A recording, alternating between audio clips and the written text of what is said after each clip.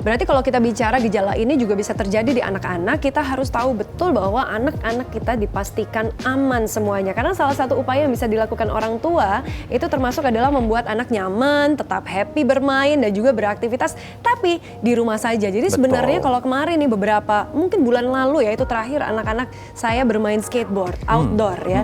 Tapi sekarang nggak bisa. Main skateboardnya di teras? Di teras rumah aja. Ini artinya orang tua sebenarnya harus dituntut kreatif ya, menciptakan beragam permainan yang seru untuk anak-anak. Ini biar anak-anak tetap betah di rumah dan energinya bisa tersalur secara positif. Yuk kita simak informasinya dan juga ide bagaimana membuat permainan seru di rumah untuk anak-anak Anda.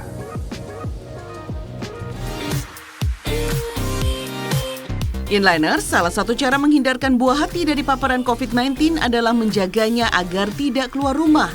Artinya, PR orang tua juga nambah nih. Terbatasnya aktivitas di luar membuat orang tua harus kreatif menciptakan kegiatan seru untuk anak. Ya, Inliners, kalau misalkan ngomongin soal anak main di rumah aja, tuh emang kita harus kreatif banget ya di masa pandemi ini biar nggak bosan.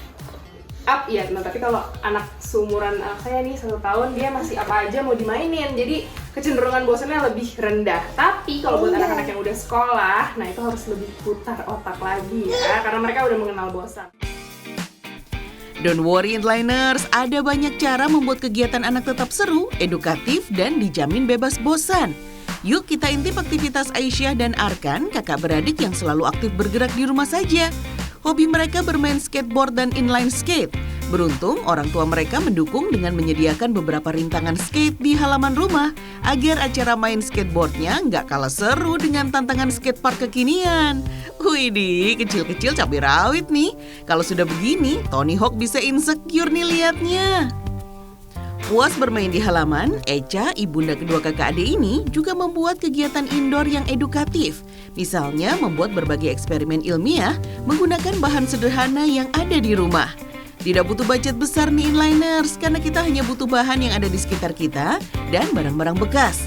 Salah satunya eksperimen balapan balon yang bisa menjelaskan tentang tekanan udara. Bahan-bahannya hanya tutup botol yang sudah dilubangi, CD bekas, balon, dan lem. Tempel tutup botol dengan lem ke atas CD. Setelah lemnya mengering, baru taruh balon yang sudah ditiup ke atas tutup botolnya. Wah, balonnya bisa bergerak sendiri ya. Echa mendapatkan banyak inspirasi permainan edukatif ini dari internet dan saling bertukar ilmu dengan para ibu lainnya.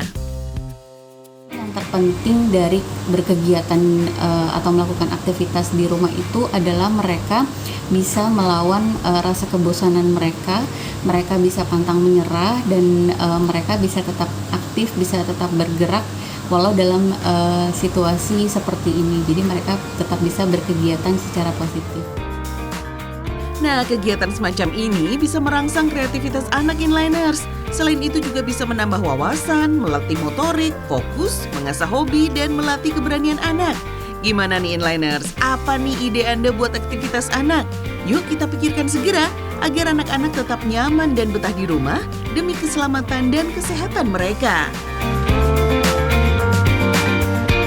Aduh Hayomi, terima kasih banget ya udah memberikan ide-ide kreatif, apalagi untuk ibu-ibu beranak 3 ini yang udah mulai mampet ya kan, lagi liburan seperti sekarang ini ya. Mampet ide, anak-anak juga udah bosen, tapi kembali lagi ya, ini demi keselamatan mereka. Jadi beruntung juga tuh karena kita bisa memberikan quality time untuk anak-anak dan akhirnya cari idenya bersama-sama. Tapi aku pengen cari tahu deh, kamu biasanya memberikan anak-anak permainan apa biar mereka betah di rumah, apalagi ini musim liburan? Oke, jadi ini beda-beda ya karena ada 3 anak, masing-masing juga punya aktivitasnya sendiri-sendiri. Anak pertama emang masih nge-gym secara online, jadi itu juga lumayan ada aktivitas perempuan. Dan kemudian yang kedua karena senang hewan, kemudian senang menggambar, udah mulai main tato-tatoan di badan bapaknya, ya kan, gambar-gambar tuh di badan bapaknya. Tato non permanen. Iya, pakai spidol, gitu-gitu aja cukup menyenangkan. Yang ketiga ini bapaknya masih jadi kanvas ya.